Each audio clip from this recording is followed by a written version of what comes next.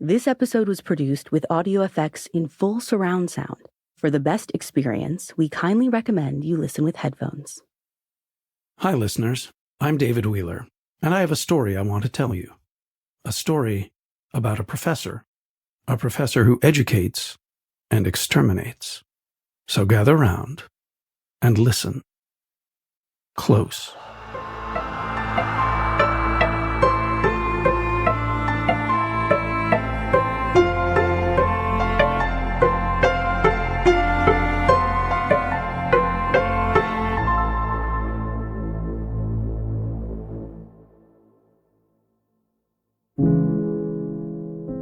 I've been described as a negative little man, a wormy sort. Yes, I'm relatively short in stature, with tiny glasses adorning my face. My hair sprouts out of my scalp like grasslings, and I tend to recoil from any amiable interaction. This, of course, shifts when I'm in the company of my students. Their presence conjures an alternate persona in my mind. My mind, now, that is not reflected in the mirror. I possess a rather sharp mind, despite my lack of physical appeal. I can be full of wit and charm. That is, whenever a co-ed enters my class, my charisma emerges, and I transform into the most gregarious of characters. Those shy, awkward freshmen become entranced, and I no longer resemble the reflection in my mirror. My audience becomes enchanted by my grand performance. The university has given me a year's contract for the fall and spring semesters, and I am renting this little room at the top of an old 19th century Victorian home. My landlady, Penny, is a bit inquisitive, but I'm quiet, and I keep to myself and my books. I have a doctorate in psychology, have published several academic articles, and taught at a variety of universities around the country. I took this position as it was my only offer this year. I move around a lot. I am only able to stay in one place until I feel that it fulfills my sense of order. It is just that I require a clean organization to things in my life. I have a daily regimen that contributes to this obsession for purity. I am compelled, for example, to regularly examine my face in the mirror, searching for any blemishes or imperfections that may need to be disinfected from my skin. And when I see another's face with the slightest inconsistent coloring, a mole, a wart, or birthmark, I believe it was referred to as a devil's mark in 17th century Salem, I am disturbed by its sight, can hardly bear to continue to have a conversation with one who appears to have this type of hideous deformity. Fortunately, my room is a clean environment of bland furnishings. It resembles a monk's cell. The room is absent of any accent pieces, designs, or patterns, save one. My landlady has had all of the walls painted antiseptic white, which allows me to focus on my Salvador Dali print, Face of War. The painting serves as a constant reminder of my mission, to cleanse humanity of its ugliness. As I look upon the portrait, I am repulsed, yet fixated on the wrinkled layers of skin on the portrait's forehead, the creases of flesh that fold between the eyebrows, and that expression of sheer horror that emanates from the painting. In his work, Dali reveals the moral imperfections that most people cannot see. Thus, he spurs my ambition to perform my work. Sometimes I hear the whispers of Dali advise me. Between the moments of sleep and awakening, I often hear these faint whispers educating me on good, evil, and our human notion of time. Allow me to clarify. I believe that I have been given a predetermined fate to purge the world of sin. How, might you ask, do I determine who needs to be sacrificed for this cause? Well, I have a reference book. The Malleus Maleficarum, written by two 15th century Dominican friars.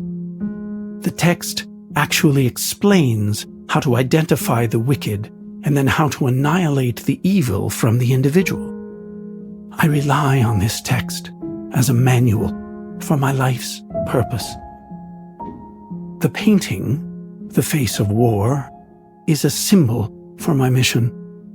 It serves as a reminder of how individuals have suffered and died for others, and the work that continues to be done to fight in the battle against evil. The painting demonstrates the torment that a living being must experience to transcend this evil temporal world, to allow space for the good of humanity. As I examine the painting, the three familiar faces emerge. The family I murdered in the car. I can still see the loose skin hanging from their skulls. About a month ago, I was in the process of looking for lodging in this small town when I surprised the three stealing a car. I knew they were stealing it because the younger of the three was the lookout, and he was trembling with fear. Fear of being caught, but not fear of me. Naturally, I immediately recognized my responsibility in this moment. These three, father, mother, and son, were immoral. They were stealing, an offense to both God and man. Once I threatened them with alerting the police, I instantly had control. You see, when you can create fear and intimidation in the souls of your subjects, you have complete power over them. It is how I can mesmerize a room full of students, and it is how I got the little family to agree to drive me to the restaurant. It was late, and I knew that the restaurant's parking lot would be isolated for hours. I needed time for a proper vivisection. I carefully carved the filthy defects from their bones, and I specifically recall feeling an incredible surge of triumph as I methodically removed the lesions from their faces.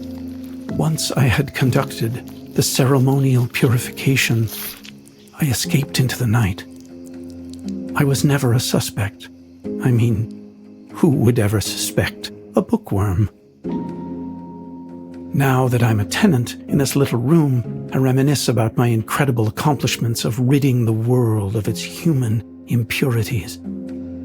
I continue to gaze into the infinite faces within faces in the Dali painting, and I know that I must finish my work here. I will know when I see my next victim. Their markings will guide my destiny. It wasn't very long until I saw her. Her auburn hair shrouded her head and shoulders, thick and protective. She was a living, breathing piece of alabaster art. But she tragically had a face spoiled by these infinitesimal freckles. I knew I could help her eliminate her deformity. Poor girl. She lacked the confident walk of her peers, keenly aware of her hideous, diseased visage, pale translucence with nearly invisible signs of malevolence. As I pace in front of her class, I begin the process of intimidation. It is so simple. I start my first lecture by informing the students that half of them will fail, and absences will only increase their risk of failing. To a group of young freshmen already nervous in leaving the comfort of their familial homes, this is a terrifying notion, but it is very effective in gaining their full attention and perfect attendance. My words spike their anxiety and heighten their sense of vulnerability. It is what we call, in the psychology discipline, Stockholm Syndrome. And, dear listener, if you are unfamiliar with this nomenclature, I would be delighted to provide the definition. Stockholm Syndrome, which incidentally is not found in the Diagnostic and Statistical Manual of Mental Disorders, is a clinical way to describe the affection that hostages feel for their captors. I would suggest that this is a subconscious coping mechanism for survival. If the victim submits him or herself to the kidnapper or kidnappers, he or she may have a better chance of living. In the classroom, this translates into nervous students pandering for the professor's approval. There are times when I feel the same incredible exhilaration when I look into the captive faces of my students or my victims. Several years ago, I had a young man in one of my classes who clearly lacked college-level writing skills. He was always outside of my office, eager to seek my assistance during my office hours. He had access to tutors and well-educated family members who offered support, but he knew that it was I who would ultimately be the judge of his work. Terrified of failing, he would long to spend more and more time with me. One late afternoon, as he was reading through my edits, I noticed a small, dark mole on the left side of his nose. I was simultaneously transfixed and repulsed, much the way we all slow down on a roadway to see a splattered carcass rotting. In this instance, my spirit writhed, full of knowing what I had to do. I sat with my student late into the evening. All of the other professors had gone home. It was so very easy to close my door, lock it, and grab the marble bookend. It only took one hard blow on the back of his skull to render him unconscious. I removed the plastic lining from the trash can, laid it under his head, and began to flay his cheek. This all took place in Oregon. I had fulfilled my obligation to humanity in the Northwest, and now it was time for me to continue my quest in a new region of the country. As I said before, my life is transient and my spirit pulls me to places and people that need to be exorcised from the population. And now I have been directed to the redhead Aphrodites. She would be easy prey with her crippled self-esteem. It would only be a matter of time when she would begin to experience doubt in her writing skills. She would seek out my assistance, and her destiny would be sealed. When the timing was right, I arranged to meet her outside the library one evening. While I awaited her arrival, I heard a whispered chant guiding me. Once she positioned herself in the foyer of the library, I signaled for her to join me in a poorly lit corridor near the bookshelves.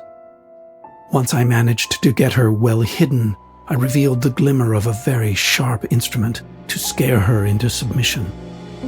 I stuffed her mouth with a handkerchief and pulled the tape around her head. I then wrapped the tape around her wrists, behind her body, and I then pulled out my kit, full of pin needles. Allow me to digress and provide some historical context. In the 17th century, magistrates would use needles to prick the suspected devil's marks on the flesh of a subject. If the heretic felt no pain from the prick, then it was proof that he or she had a pact with the devil. As I gently inserted the first pin into a freckle on her face, she didn't even flinch. This was evidence that she indeed had been marked by Satan's hand. Again, my instinct had been correct. I felt such satisfaction then, as I knew I had fulfilled my moral responsibility to humanity. Once again. After she expired, there was a sense of relief from her body. She was finally at peace, and I had made her that way. When I returned home, victorious, I found my room exactly as I had left it. Except, when I entered, I was suddenly overcome with a strange, suffocating sensation. Every piece of furniture seemed to aggressively angle toward me. The walls were bearing down on me. The Dali painting began to tilt as the room trembled. I escaped into the bathroom and shut the door. Here, I felt safe in the sterility of the white porcelain room. But then, My gaze passed into the hanging mirror, where I stood before an ensemble of ghastly apparitions. They were my students, the family of 3, and the many that came before. The skinned faces of my victims leered at me with hollow eyes and gaping mouths. They narrowed the room around me, rotating through a gallery of death like Dali's print. From within their contorted screams rose but more anguished souls, their blood nearly dripping on my shoulder. I spun around. There was nothing there. I clung to the edge of the sink, holding on to the empty silence. I breathed and turned to rinse myself in relief. As I did, though, I became captured in my reflection. Upon my cheek, there was one small, brown speck of blood. I wetted the washcloth with hot water and bleach and began to scrub at the mark. Over and over I tried, but I could not remove the red stain from my skin. I pulled out my kit of needles and began to pierce the mark in an effort to remove it. Then I glanced up at the few sparse pieces of hair that stuck out from my scalp, and I realized that they too needed removing. I began ripping one hair after the next, but it was like weeding an endless field. Each hair I pulled only revealed another, and another, and another.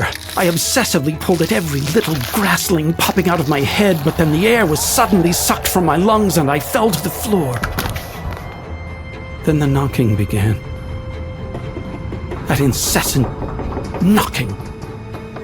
As Penny burst into the room, I could hear the piercing sound of her screams. She froze with fear as she saw me on the floor, shredded skin dangling from my bloodied face. I had become the scourge. I had become the blemish. I was the evil I sought to destroy.